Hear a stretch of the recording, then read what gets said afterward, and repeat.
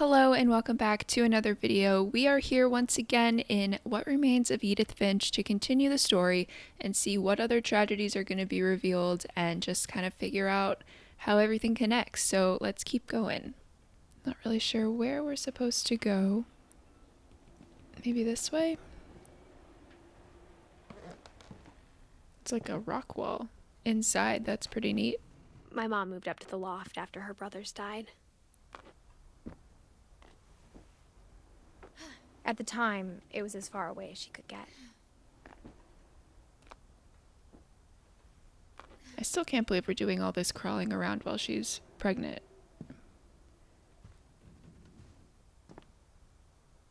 She spent a summer building houses in Calcutta, where she met my dad, Sanjay. Oh, that's a cute little love story. My mom moved to India a week after graduation and got a job teaching English. Louis was born a year later. When my dad died, I don't think Mom knew where else to go. I'm sure Edie was happy to have her back. Well, this is a little charming little tree house. The house had to get a little bigger, but Edie was used to that.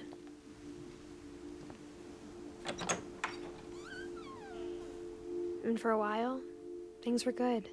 Almost normal. Is this like a homeschool type thing? Fun. But it didn't last. The beginning of the end was Milton's 10th birthday, when Edie gave him a castle.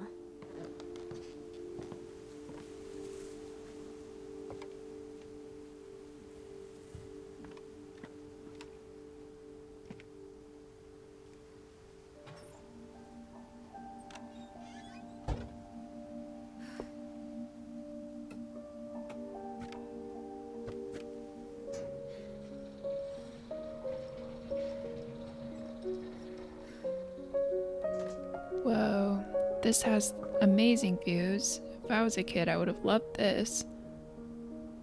Wow, okay. Milton Finch in The Magic Paintbrush.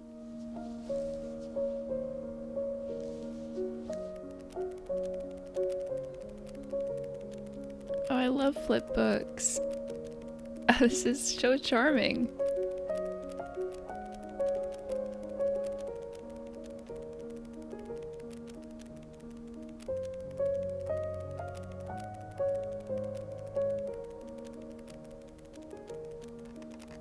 So he paints a doorway and disappears.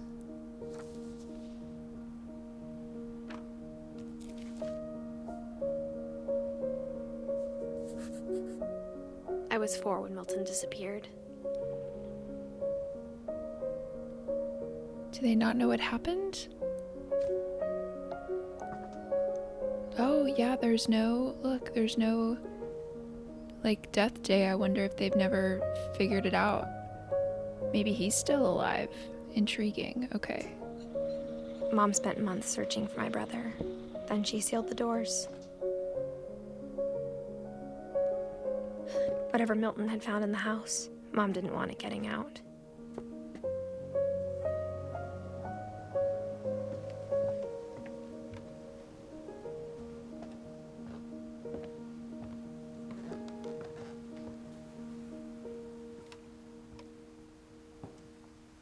Mom definitely blamed Edie, but I think Louis blamed himself.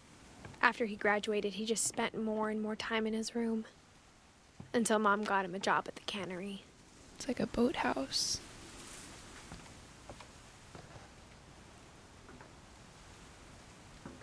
Oh. Maybe not that. Let's go this way instead.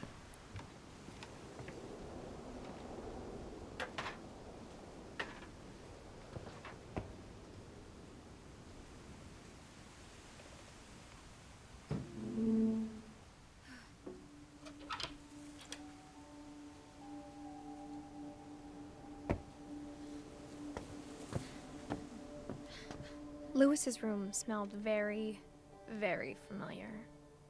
That part of him lived on. Lewis and I spend a lot of time playing games together, but he was surprisingly bad at them. He died a lot.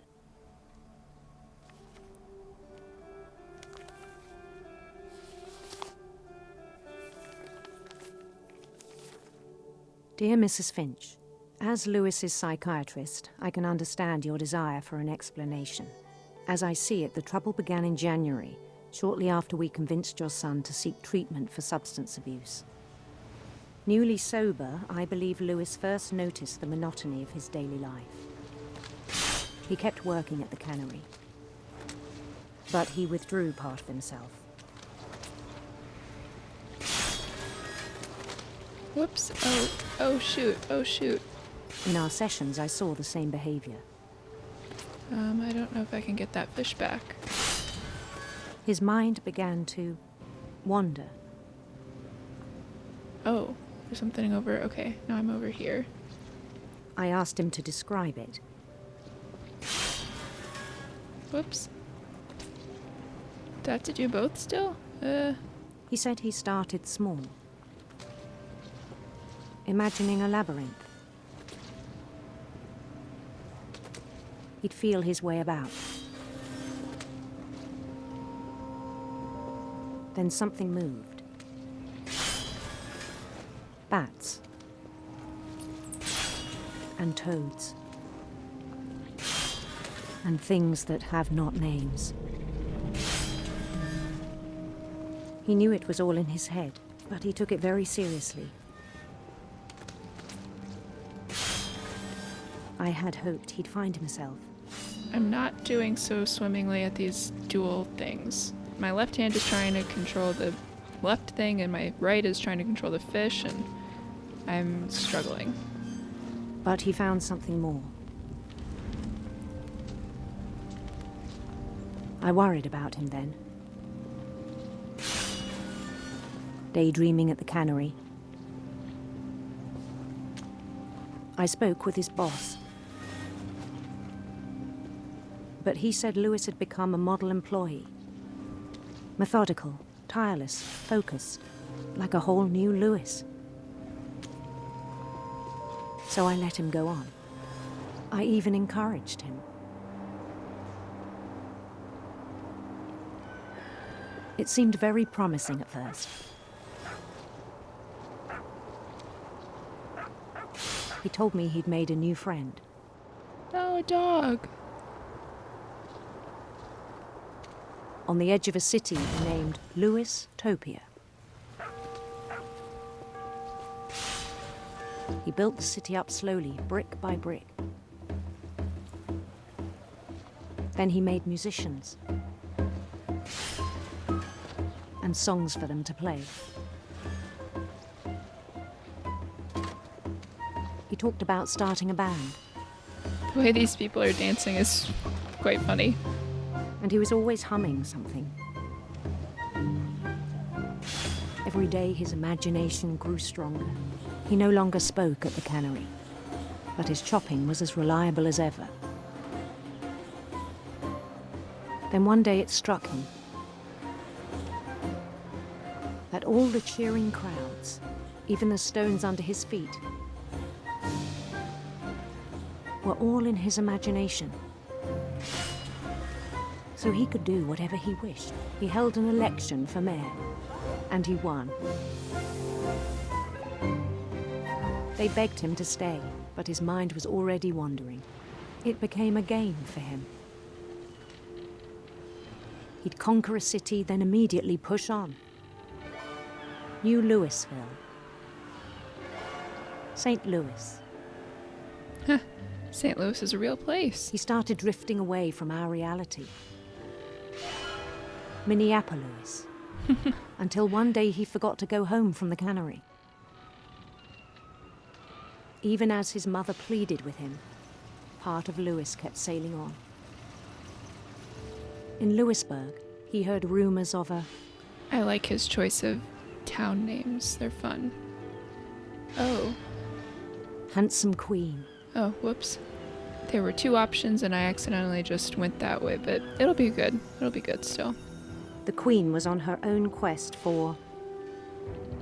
Let's see. Radiant rainbows. Sinister. We'll go radiant rainbows. Radiant rainbows. Sounds a bit more enjoyable than sinister serpents, that's for sure. Whoops.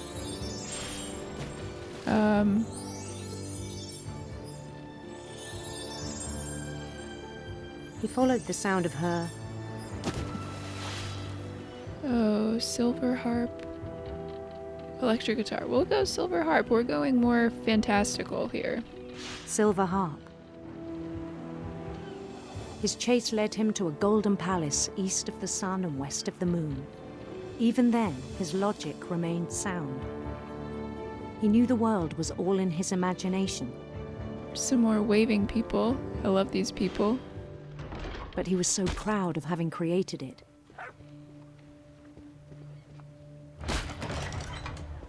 In his own eyes, he'd become something greater than a king.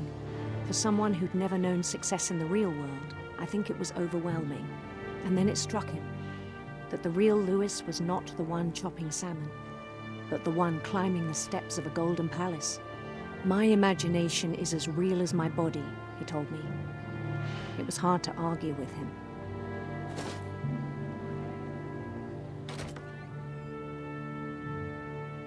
What? Okay, where am I? It's like the locker room of the cannery, maybe? He began to forget the world we know. I think it pained him to remember Lewis, the cannery worker. He began to despise the man with a royal contempt. I still thought I could save him. Oh, jeez. Oh, no. Even after he said he was being crowned king over all the lands of wonder.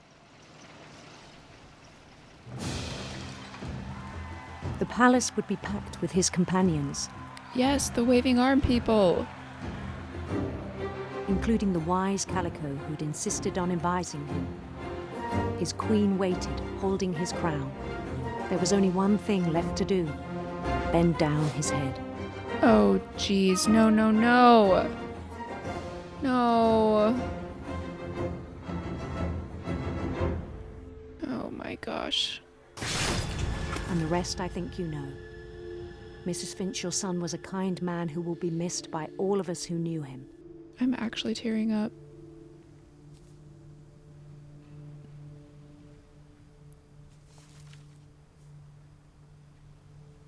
My brother was really cool. I wish you could have met him.